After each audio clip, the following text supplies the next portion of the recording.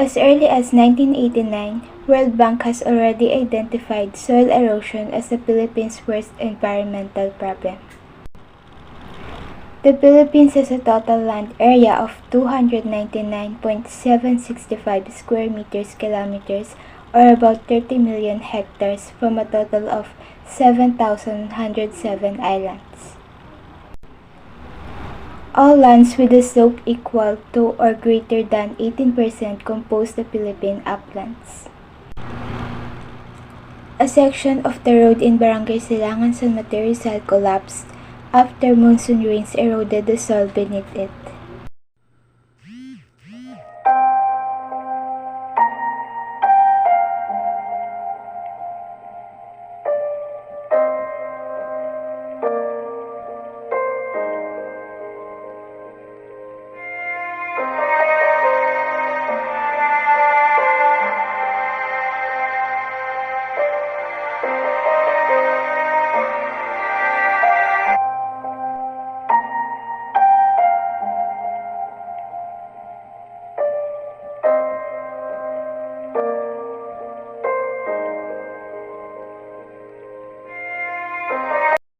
More than 10 families living beside the road were forced to relocate to avoid getting buried under the torrent of mud, rocks, and debris.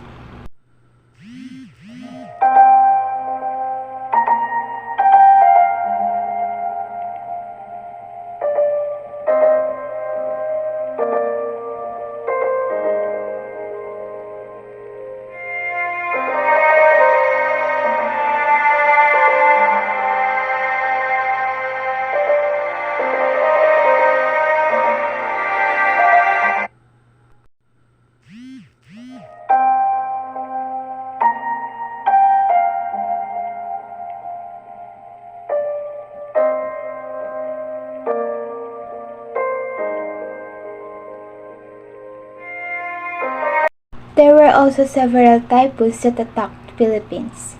One of them was the Typhoon Ulysses. Typhoon Ulysses also struck San Mateo, Rizal on November 12, year 2020. Authorities struggled to rescue residents of San Mateo as tens of thousands of homes in low-lying suburbs were submerged by floods brought about by Typhoon Ulysses that hit the country on Wednesday night, November 11. The massive flooding prompted residents to scramble onto rooftops awaiting rescue. Some used plastic containers and other materials as floaters to evacuate to safety.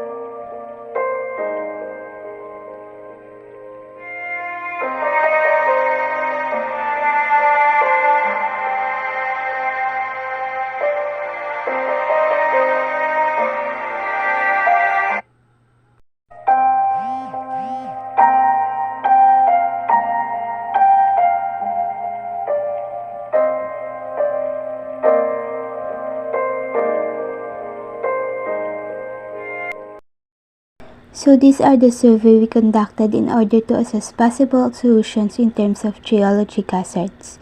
We asked some questions about erosion and typhoon and how they are affected.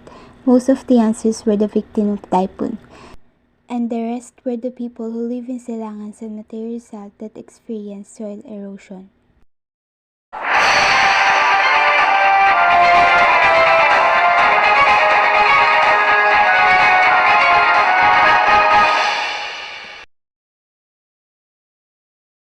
Research was entailed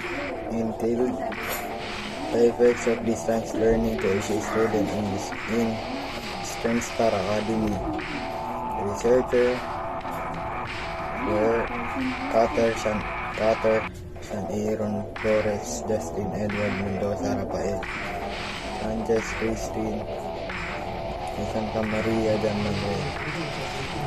Our track is technical vocational livelihood and our major is home economics. Study was designed to determine the effects of distance learning to HE students in Eastern Star Academy. In the last 30 years, distance education has become a major cultural phenomenon. It was embraced by countries seeking to expand their teaching force in the post-colonial area. It was given a new stature and public recognition by the establishment of open universities, starting in Britain in 1969 but then extending to over 25 other countries. Their universities offering their own degrees and using a combination of media to teach their students. Raised the quality of what had previously been education for relations, producing course and using teaching methods of a new quality. The main purpose of this study was to inform action, gather evidence for theory, and contribute. The research discussed the significance of the effects of distance learning to every HE student in Eastern Star Academy. We want to acknowledge this topic in order to be used in the future and include why it is important, not only for the students, but also for everyone. TikTok, all stop.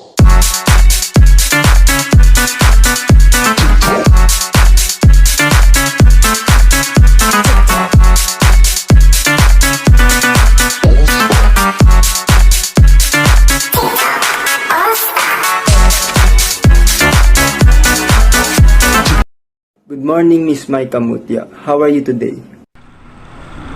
I'm happy that I will get to share my knowledge with our youth today. How nice of you, Miss Maika. Are you ready for our meaningful questions?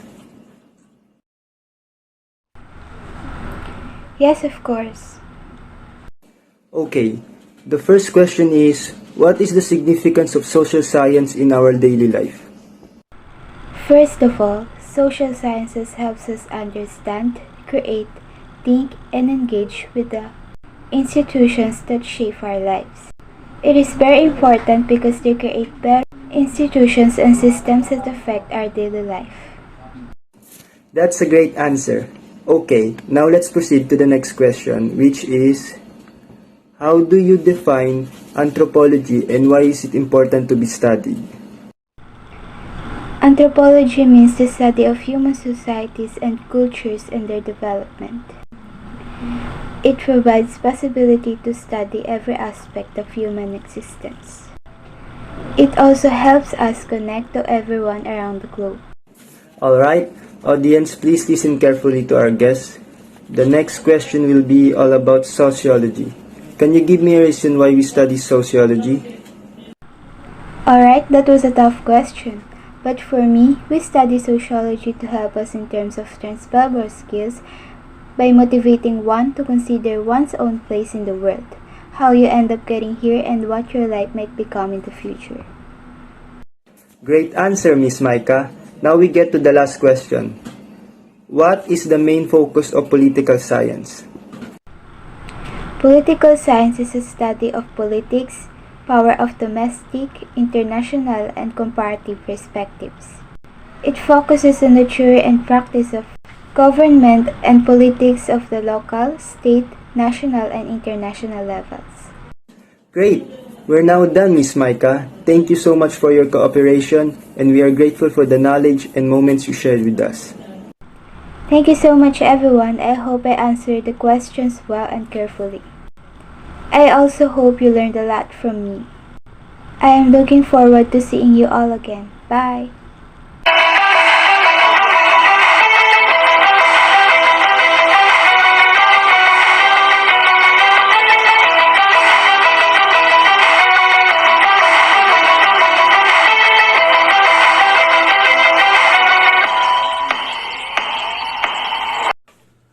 players, so I'm going to teach you the skills of badminton. Are you guys ready? Let's begin with individual badminton. First, let's begin with the ready position. You should be ready with a somewhat wide stance. Your weight should be lowered a little and your knees slightly bent down.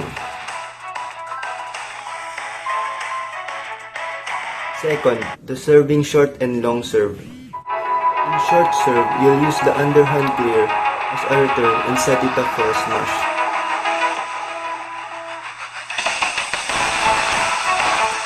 And in long serve, the flight of the bird should carry it over the head of the receiver to land very near to the back of the service back.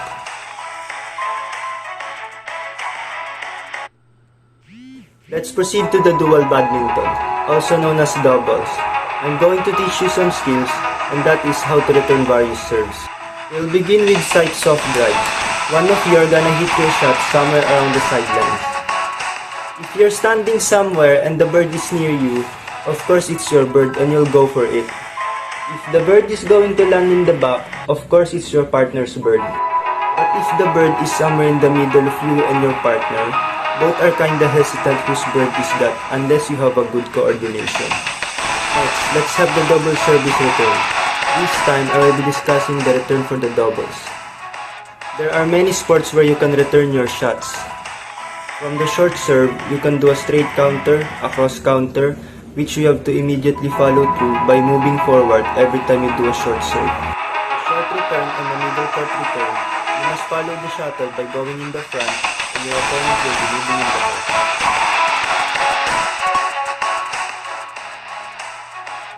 But of course, in doubles, you will try to avoid gifting that first return shot because you will be at a disadvantage being in a defensive position.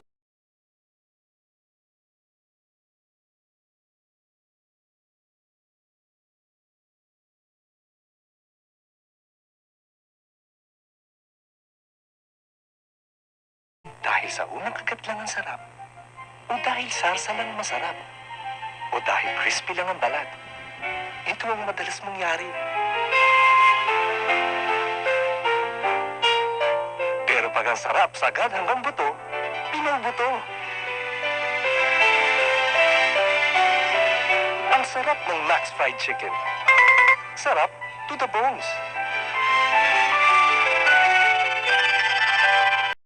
Max Restaurant here stand for the famous line, "Sarap to the bones," because of their affordable and delicious foods. Even their foods, you can say that is a totally a quality food. These places are perfect for dates, family get-together, and friends hangout. You can also reserve a table via phone call and email. The place is clean, has a good atmosphere, and excellent service. This is located at Ampid 1, San Mateo, Rizal, in front of SM San Mateo. Their best seller is their fried chicken.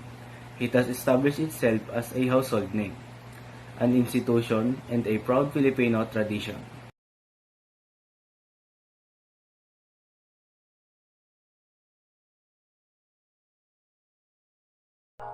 You can also reserve a table via phone call and email. Hello, Max's Restaurant speaking. What may I assist you with? I'd like to make a table reservation. Good morning, I'm Christine. May I know your name, please? I'm Rafael Mendoza. Yes, of course, Mr. Mendoza. How many people will you need the reservation for? There would be 3 of us. Do you accommodate children? Yes, sir. Since we're now included on the areas under Alert Level 1, we can now accommodate children. Great, thank you. Okay, sir. May I know when do you need the reservation? Please reserve it for Saturday night at 8 p.m.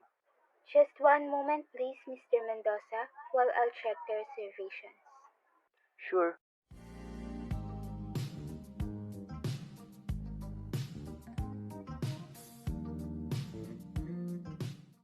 I'm sorry to keep you waiting, sir. Can I have your number, please?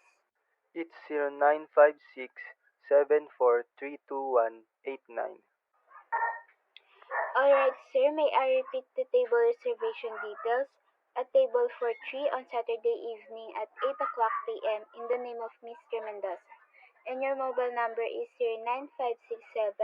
09567-432-189. Is that details correct, sir? Yes, it is. I appreciate your help. Thank you. Thank you very much for calling, Mr. Mendoza. We look forward seeing you then. Have a great day ahead.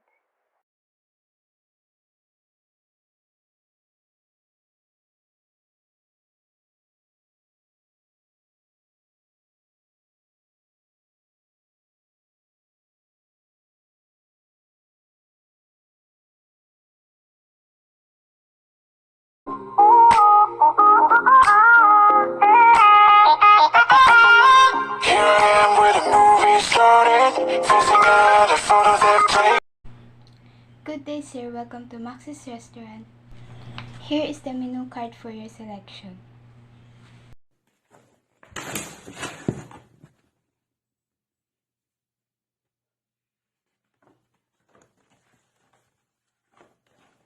May I leave you to look at the menu? I'll be back for your order in a short while.